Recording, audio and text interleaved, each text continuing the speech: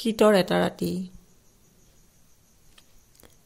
কি ক'ব খুজিছিলোঁ নকলোঁ।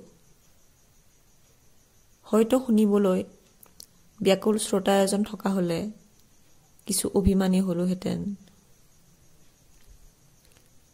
ইমান ঠাণ্ডাত জুই একুৰাৰ আগত ধোঁৱা ফুৱাই কোনেও নুশুনিলেও এনেই ক'লোঁ, এইখন কুঁৱলীখিনি মোৰ অনীহা।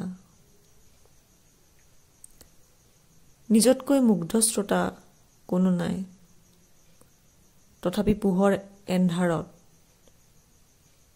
পোহৰ এন্ধাৰত কল্পনাৰ খেলখন খেলি থকাৰ মাজত বিৰক্ত হৈ উঠোঁ। বিৰক্ত হওঁ এই ভাবিয়েই যে এই মুহূৰ্তত ভাবি থকা কথাটো নিজৰ লগত খেলা আমোদজনক খেল এখনৰ বাদে একোৱেই নহয়।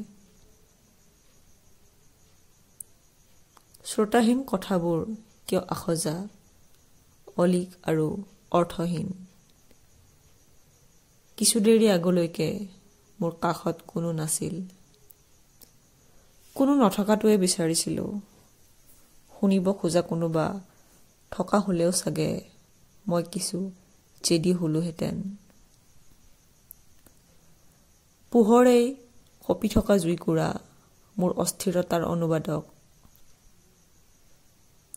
শীতৰ ছবি এখন মনলৈ আহিলত বিস্মৃতিত ভোগা মানুহৰ থৰ চকুবোৰ মনত পৰি কম বুলিও নকলোঁ।